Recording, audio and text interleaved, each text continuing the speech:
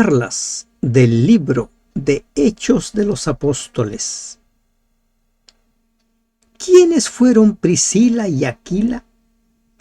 ¿Qué papel desempeñaron en el desarrollo del cumplimiento de la misión? ¿Quién fue Apolos? ¿Qué hizo Apolos? ¿En qué consistió el ministerio de Pablo en Corinto? ¿Cómo se desarrolla su tercer viaje misionero? Padre nuestro que estás en los cielos, te rogamos, Señor, que nos dirijas en el estudio de este capítulo del libro de Hechos, el capítulo 18. Permítenos, Señor, entenderlo, comprenderlo, para poder vivir tu mensaje. En el nombre de Jesús te lo pedimos. Amén. Buen día, hermanos y hermanas de esperanza. Ingresamos al capítulo 18 del libro de Hechos. El segundo viaje misionero de Pablo está por terminar. Y en el mismo capítulo también se nos anuncia sobre el tercer viaje misionero. Pablo respiraba el Evangelio. Pablo estaba entregado al Evangelio. Ese era su trabajo principal. Ese era su profesión. Dice el versículo 1. Después de estas cosas, Pablo salió de Atenas y fue a Corinto. La distancia de Atenas a Corinto se dice que es de unos 65 kilómetros. Corinto se encuentra al oeste de Atenas. No se nos dice si viajó a pie o si viajó en barco, pero por lo visto que sus colaboradores, Timoteo y Silas, no habían llegado a Atenas. Por alguna razón les tomó más tiempo. Recién se van a encontrar en Corinto. Y halló a un judío llamado Aquila, natural del Ponto, recién venido de Italia con Priscila su mujer, por cuanto Claudio había mandado que todos los judíos saliesen de Roma. Fue a ellos. Aquila, nombre latino que significa águila. Su equivalente griego es Aculas, nombre tradicional del autor de uno de los targúmenes judíos. Probablemente sea otra variante de ese nombre. Una tendencia común entre los judíos que vivían en países paganos era la de usar nombres derivados de animales. Aquila, natural de Ponto. Este hombre era un judío que había estado viviendo ¿dónde? En Roma. Pero los judíos fueron expulsados durante el reinado de Claudio. Aquila. Pero también encontramos nosotros aquí a Priscila, con Priscila su mujer. El nombre aparece en otros lugares. El texto griego más fidedigno de Romanos 16:3 y 1 de Corintios 16:9. Allí lo encontramos también a Priscila. Miren, se habla mucho de el supuesto machismo de la Biblia. Pero así como no todos los hombres sobresalen en la Biblia, tampoco no todas las mujeres sobresalen en la Biblia. Por ejemplo, de los 12 apóstoles, ¿cuántos sobresalen? ¿No eran todos varones? Se supone que si la Biblia es machista, pues a los 12 tendría que mencionarse. Cada persona, sea varón o sea mujer, sobresalen por lo que hacen, por la entrega que muestran para con la obra de Dios. Y aquí nosotros encontramos a Priscila. Y vamos a ver versículos más adelante qué papel juega Priscila. Dice, y como era del mismo oficio, se quedó con ellos y trabajaban juntos, pues el oficio de ellos era hacer tiendas. ¿Qué es un oficio? Un oficio es algo que se aprende por la práctica. Un oficio generalmente es aquello que hacemos con las manos. Pero una profesión es aquello que demanda estudios, que demanda ir a una institución, un instituto, una universidad. Pablo tenía un oficio con el cual se ganaba la vida. Pero también, como veremos más adelante, ese oficio no le daba ingresos suficientes para cubrir todo el gasto que demandaba su ministerio. Pero sí sabemos que él trabajaba. Pero el hecho de que él trabajara haciendo tiendas no implicaba que descuidara su profesión, llamémoslo así. Su profesión era evangelista. Él era un evangelista. Miren lo que dice el versículo 4. Y discutía en la sinagoga todos los días de reposo y persuadía a judíos y a griegos. Se iba todos los días de reposo. Allí estaba, enseñándoles. ¿Y cuál era el mensaje que Pablo les presentaba? A Cristo. Su tema a predicar era Cristo. Está en Corinto. Pablo a la iglesia de Corinto le envía 3 cartas. Algunos se preguntarán, pero ¿cómo si solamente tenemos primera y segunda de Corintios? Lo que nosotros conocemos como primera y segunda de Corintios son la segunda y la tercera carta que Pablo envía a los corintios. Eso también lo vamos a encontrar, ¿no? Estamos avanzando versículo a versículo, capítulo a capítulo. Y a esta iglesia le escribe cartas porque aquí en Corinto había muchos problemas. Pablo tuvo problemas cuando estuvo allí, pero también tuvo problemas la iglesia cuando Pablo ya no estaba allí.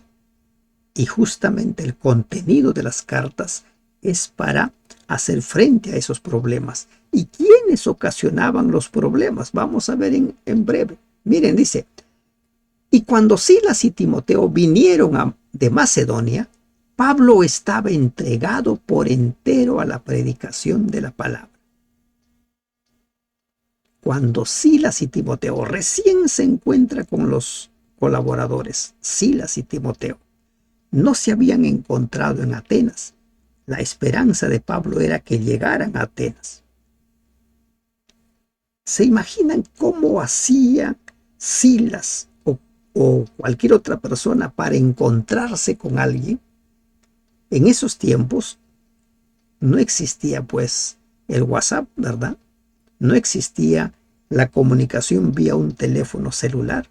Era por medio de cartas. Y las cartas llevaban la distancia que tenía el lugar de donde estaban. O sea, no era fácil. ¿Cómo hizo Pablo ahora para encontrarse con Timoteo y con Silas en Corinto? Debe haber dejado el mensaje con los hermanos de Atenas. Y ellos, tras llegar a Atenas, deben haber viajado a Corinto. ¿Se dan cuenta? Con todas esas dificultades, ellos estaban entregados al cumplimiento de su misión. ¿Cuál era el trabajo de ellos? Predicar el mensaje. Pablo estaba entregado por entero a la predicación de la palabra. ¿No hemos visto hace un momento que nos dice la propia Biblia que Pablo se queda con Priscila y Aquila porque eran del mismo oficio y trabajaban en ello? ¿Se dan cuenta cómo se puede hacer ambas cosas? ¿Se dan cuenta que sí es posible trabajar y predicar el mensaje? Hay quienes aluden a falta de tiempo para predicar, por eso no predico, me falta tiempo. Pablo nos da una muestra de que sí es posible cumplir con nuestro trabajo, ganarnos el pan, pero también predicar. ¿Se da cuenta? estaba entregado por entero a la predicación de la palabra, testificando a los judíos que Jesús era el Cristo. Ese era su mensaje. Jesús es el Cristo. Él debía enseñar a la gente. La gente debía aprender, debía aceptar que Jesús es el Cristo. No era una persona más, no era un profeta más. Era el Cristo, la esperanza de todos los judíos, la esperanza del mundo entero. A los judíos se les debía enseñar que ese Cristo primero tuvo que venir como el Cordero de Dios para entregar su vida, para pagar nuestra deuda. Pero oponiéndose y blasfemando estos. ¿Quiénes estos? Los judíos. Oponiéndose y blasfemando. Miren, blasfemia, cosas mayores. Estos les dijo, sacudiéndose los vestidos: vuestra sangre sea sobre vuestra propia cabeza. Yo limpio. Desde ahora me iré a los gentiles. Recuerden que también Pablo dijo lo mismo en Antioquía de Pisidia, Hechos 13:46. Cuando también los judíos se opusieron a la proclamación del mensaje, rechazaron el mensaje, Pablo también les dijo: está bien, les dejo a ustedes, me voy a los gentiles. Llegaba a los otros pueblos, iba a la sinagoga de los judíos, y muchos creían en el mensaje, y también otros tantos no creían en el mensaje. ¿Quiénes eran los enemigos del evangelio? ¿Quiénes eran los que se oponían al mensaje de Pablo? Los judíos, los judaizantes, los que creían en la circuncisión, los que creían que las leyes ceremoniales debían seguir en vigencia. Entendamos lo que está sucediendo aquí en Corinto, tal como lo registra Hechos, para luego entender las cartas a los corintios. Sacudiéndose sus vestidos, ¿qué les dice? Vuestra sangre sea sobre vuestra propia cabeza, yo limpio. Este acto de Pablo, un judío frente a judíos, expresaba su indignación mejor que cualquier otra acción suya. Ese fue el último recurso de Pablo. Sus exhortaciones a la razón y a la conciencia encontraron únicamente una violencia brutal. ¿No quieren escuchar a ustedes? Pues voy a predicar a los gentiles, los que sí quieren escuchar. Pablo había sido llamado para evangelizar a los gentiles, y eso hacía, pero también él sentía que sus hermanos, como lo dice posteriormente en su carta a los romanos, sus hermanos debían escuchar, debían aprender, debían aceptar que Jesús es el Cristo. Y saliendo de allí, se fue a la casa de uno llamado Justo, temeroso de Dios, la cual estaba junto a la sinagoga. Justo, un apellido romano. El nombre, ¿no?, de Tito también es un nombre griego. Aquí nos encontramos con Justo. ¿Y qué hace Justo? ¿No? Recibe a Pablo, y la casa de Justo está junto a la sinagoga. El Justo que aquí se menciona era un gentil incircunciso como Tito, que asistía a la sinagoga y era varón temeroso de Dios. Miren, los que sostienen que Pablo ya enseña el cambio del sábado al domingo, aquí encuentran una evidencia de que no era así. Si Pablo hubiese querido ya poner supuestamente en vigencia el cambio del sábado al domingo, pues muy bien pudo enseñar los domingos, pero él enseñaba los sábados. Y ahora él se va de la sinagoga de los judíos y empieza a vivir, ¿dónde? En la casa de justo. Y Crispo, el principal de la sinagoga, el líder de la sinagoga, creyó en el Señor con toda su casa. La mayoría de los judíos estaban en contra, pero el líder, el cabeza de esa sinagoga, creyó en el mensaje, aceptó que Cristo era Jesús. Y no solo él, con toda su casa. Y muchos de los corintios, oyendo, creían y eran bautizados. Muchos creían. Aceptaron el mensaje que Pablo les estaba presentando. El evangelio es poder. Y para los corazones dispuestos, para los corazones que están buscando la verdad, ese mensaje va a llegar de tal forma que esas personas lo van a aceptar. Sucedió en el pasado, sucede en nuestros tiempos. Por eso es que nosotros debemos pedir que el Espíritu Santo nos guíe a esas personas que están esperando encontrar la verdad. Y aquí encontramos que el líder también se convirtió al mensaje. Entonces el Señor dijo a Pablo en visión de noche: no temas, sino habla y no calles. Las cosas deben haberse puesto muy difíciles. Imagínense la reacción de los judíos frente a la conversión de su líder. Entonces viene ahora la palabra de Dios para Pablo. ¿Qué le dice? No temas, sino habla y no calles.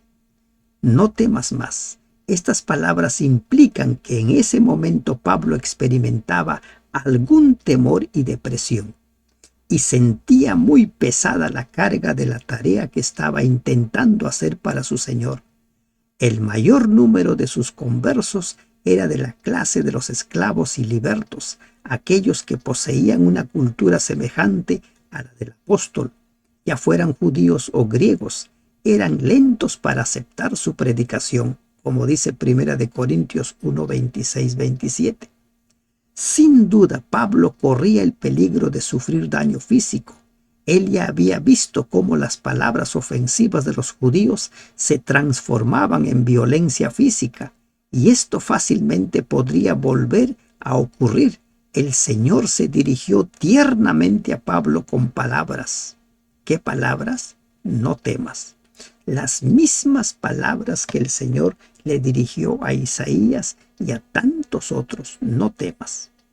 Y le dice: no calles. En un momento de debilidad estuvo tentado a protegerse con el silencio, cuando parecía que las palabras eran estériles. Demasiado rechazo, demasiada oposición. Miren, aquí podemos entender nosotros cuando muchas personas se sienten desanimadas ante el rechazo, ante la negativa de las personas a escuchar el Evangelio. Pero las palabras de Dios para con Pablo son también palabras para cada uno de nosotros. Por esta visión, ¿no? Esta visión fue un consejo al apóstol para que predicara aún con más constancia que antes. Nada debía detener el testimonio de Pablo. Elías también había pasado por una crisis similar de desánimo, y Jeremías también en más de una ocasión. Primera de Reyes 19:4, Jeremías 1:6 al 8, Jeremías 15. No es extraño que aún los grandes hombres de fe en un momento se sientan desanimados, porque nosotros somos seres emocionales. Pero lo bueno de estos hombres es que, a pesar de esos momentos de desánimo, continuaron y encontraron apoyo y fortaleza en las palabras de Dios. Recibe este mensaje, porque yo estoy contigo y ninguno pondrá sobre ti la mano para hacerte mal, porque yo tengo mucho pueblo en esta ciudad. Ninguno podrá hacerte mal. En ocasiones, por alguna razón, Dios permitió, como en Derbe, ser apedreado, pero ahora Dios le asegura: no te van a tocar. ¿Y qué dice? Miren lo que dice. Porque yo tengo mucho pueblo en esta ciudad. Estas palabras nos recuerdan aquellas que fueron dirigidas a Elías en su momento de debilidad. Yo haré que queden en Israel 7,000. En Corinto, aún entre aquellos más profundamente sumidos en los vicios, había almas honestas que anhelaban ser liberadas y esperaban la exhortación al arrepentimiento. Pablo y sus compañeros debían proclamar esa exhortación. La tarea es la misma para nosotros. En el lugar donde estamos hay mucho pueblo de Dios. Hay muchas ovejas sedientas de la palabra de Dios y nos corresponde a nosotros presentar ese mensaje. Pablo aceptó de buen grado las palabras de Dios y estuvo allí 1 año y 6 meses enseñándoles la palabra de Dios. Un tiempo que Pablo no se detuvo allí en Corinto. Le dio la oportunidad de fundar y organizar una iglesia, además de trabajar en los distritos vecinos como el puerto de Cencrea, Romanos 16:1. ¿Estás desanimado? ¿Sientes que no es fructífero, productivo tu trabajo misionero? Busca fortaleza en Dios. Encuentra fortaleza en estas palabras de Dios para con Pablo. ¿Por qué? Porque Dios tiene mucho pueblo a quien debemos llegar. Pero siendo Galión procónsul de Acaya, los judíos se levantaron de común acuerdo contra Pablo y le llevaron al tribunal. ¿Qué había dicho Dios? No te van a tocar. ¿Qué hace Satanás? Pues desafía la indicación de Dios y llevan a Pablo ante el tribunal diciendo: este persuade a los hombres a honrar a Dios contra la ley. ¿Cuál es la acusación? Este persuade a los hombres a honrar a Dios contra la ley. ¿Qué ley? Parece que evidentemente en esta apelación al procónsul, los judíos se referían no a la ley de Moisés, sino a la ley de Roma. Su razonamiento era que aunque los judíos habían sido desterrados de Roma debido a una medida política, el judaísmo aún era religión lícita, tolerada y reconocida por el Estado romano. Por lo tanto, su acusación no era acerca de algún tema de la religión judía, sino que Pablo estaba predicando una nueva religión no reconocida. ¿Y qué hace el procónsul? Dice: al comenzar Pablo a hablar, Galión dijo a los judíos: si fuera algún agravio o algún crimen enorme, oh judíos, conforme a derecho, yo os toleraría. Pero si son cuestiones de palabras y de nombres y de vuestra ley, vedlo vosotros, porque yo no quiero ser juez de estas cosas. Y los echó del tribunal. Este hombre no se quiso complicar la vida. Es cuestión de creencias, arréglenlo ustedes. Yo no me meto en este problema. Miren, esta actitud de este hombre le da pie a Pablo para seguir evangelizando. Le da pie a Pablo para seguir enseñando. ¿Qué había dicho Dios? No te van a tocar. Lo llevaron ante el procónsul y el cónsul no lo tocó. ¿Se dan cuenta? Cuando Dios promete algo, su palabra se cumple, aunque Satanás intente ir en contra de ella. Y los echó fuera. Y ahora, ¿qué sucede? Entonces todos los griegos. A propósito de esta palabra griegos, solo la versión Reina Valera utiliza todos los griegos. Las demás versiones simplemente dicen la multitud o dicen todos.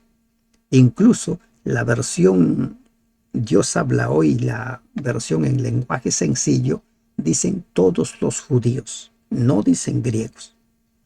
Entonces todos, apoderándose de Sóstenes, principal de la sinagoga, parece que Sóstenes fue nombrado en lugar de el otro personaje que había sido, que se convirtió. A ver, se me fue el nombre. A ver, permítanme encontrar quién más se convirtió. Estamos en Crispo, versículo 8. Crispo había sido el líder de esa congregación y como Crispo se convirtió, ahora Sóstenes había sido nombrado el líder. Y tal parece que cuando la multitud vio que Pablo no había sido tocado por Galión, se enojaron contra su líder. Entonces dice, apoderándose de Sóstenes, principal de la sinagoga, le golpeaban delante del tribunal, pero a Galión nada se le daba de ello. No quiso meterse en problemas de creencias. Quien había promovido una acción contra el ungido del Señor es el que recibió lo que quiso hacer a Pablo. Ahora él fue golpeado brutalmente. ¿Se dan cuenta? No se puede luchar contra Dios. No se puede ir contra lo que Dios ha dispuesto. Y hoy en día hay mucha gente que está desafiando a Dios. Pero va a llegar el momento en el cual Dios va a actuar. Mas Pablo, habiéndose detenido aún muchos días allí, ¿no?, continuó enseñando. Después se despidió de los hermanos y navegó a Siria, y con él Priscila y Aquila. Priscila y Aquila acompañan a Pablo, ¿a dónde? A Siria. Y habiéndose rapado la cabeza en Cencrea porque tenía hecho voto. Interesante encontrar esta declaración, que Pablo se rapa la cabeza porque hizo un voto. No se sabe a qué se refiere exactamente, pero los votos, recordemos que eran de cumplimiento obligatorio. Si tú haces un voto, debes cumplir ese voto. No se nos dice aquí por qué razón hizo ese voto, pero Pablo cumplió ese voto. Y llegó a Éfeso y los dejó allí. ¿Dónde se quedaron Priscila y Aquila? En Éfeso. Allí Priscila y Aquila cumplirían una gran misión. Y entrando en la sinagoga discutía con los judíos, los cuales le rogaban que se quedase con ellos por más tiempo. Mas no accedió, sino que se despidió de ellos diciendo: es necesario que en todo caso yo guarde en Jerusalén la fiesta que viene, pero otra vez volveré a vosotros si Dios quiere, y zarpó de Éfeso.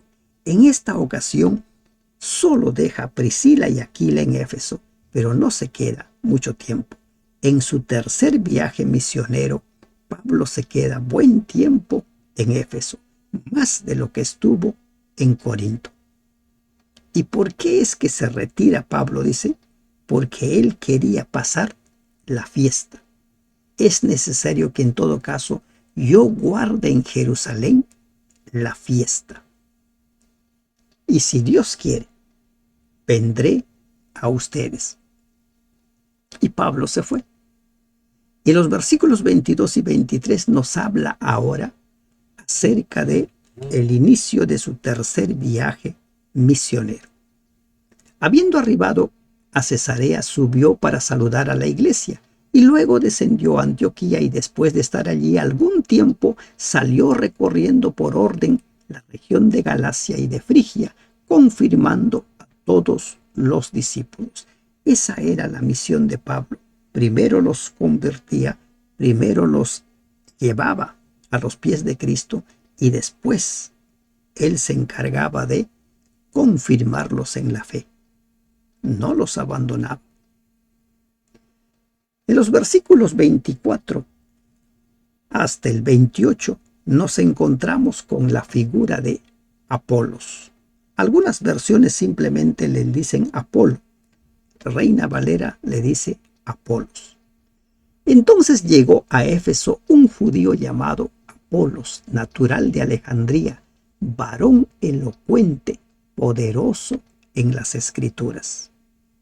¿En qué era poderoso? En las Escrituras. En pocas palabras, poderoso en el Antiguo Testamento.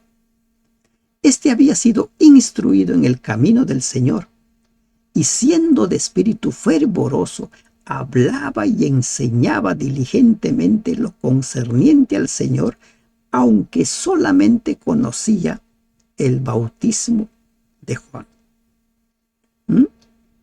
Solo conocía el bautismo de Juan.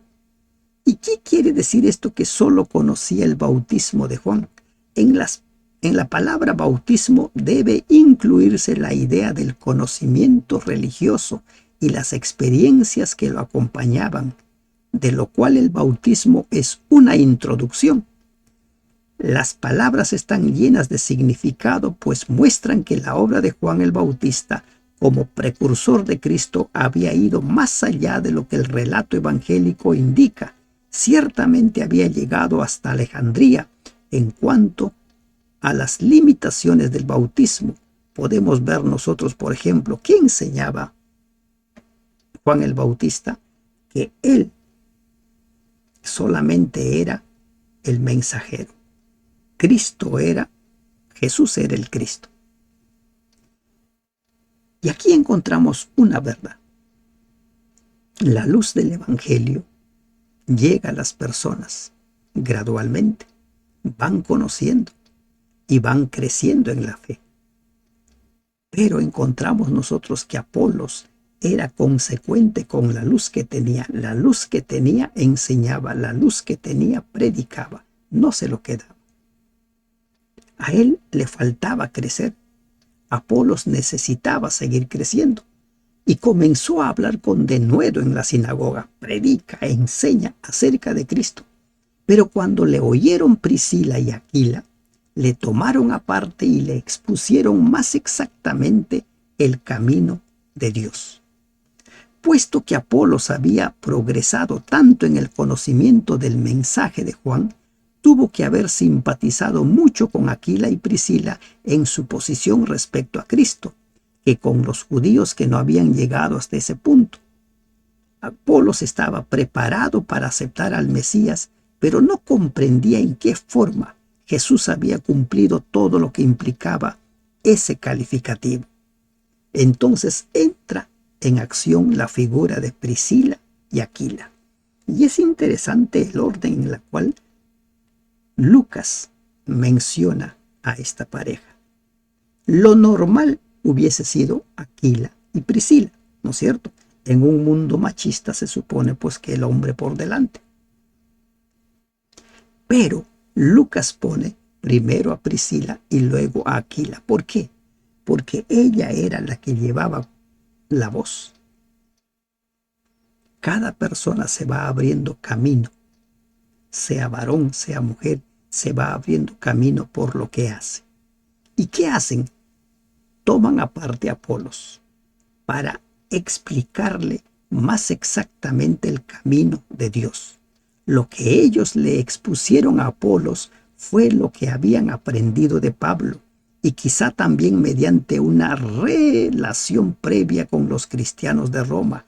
Sin duda esto incluía las doctrinas de la salvación por la gracia, la justificación por la fe, el don del Espíritu Santo después de la conversión y el bautismo y el significado y la necesidad de la cena del Señor. Esto indudablemente significó que Apolos, que antes solo conocía el bautismo de Juan, fuera rebautizado en el nombre del Señor Jesús, como sucedió con los 12 discípulos que figuran en otro pasaje, Hechos 19, 1 al 7, que vamos a ver el día de mañana. Producto de esta conversación ahora tenemos a otro Apolos, un hombre que ya tiene más luz, que tiene más conocimiento. Y queriendo él, Apolos, pasar a Acaya, los hermanos le animaron y escribieron a los discípulos que le recibiesen. Y llegando él allá, fue de gran provecho a los que por la gracia habían creído. ¿Por qué? Porque con gran vehemencia refutaba públicamente a los judíos, demostrando por las Escrituras que Jesús era el Cristo. ¿En base a qué refutaba? Con las Escrituras. ¿En base a qué le enseñaron Priscila y Aquila a Apolos? Con las Escrituras. Siempre hemos de predicar con las Escrituras, pero lo maravilloso aquí es que para ellos las Escrituras eran el Antiguo Testamento. Esta es la forma de crecer en la fe. Esta es la forma de crecer en la luz del conocimiento de la verdad por medio de las Escrituras. No otra fuente, sino las Escrituras. Que Dios te bendiga.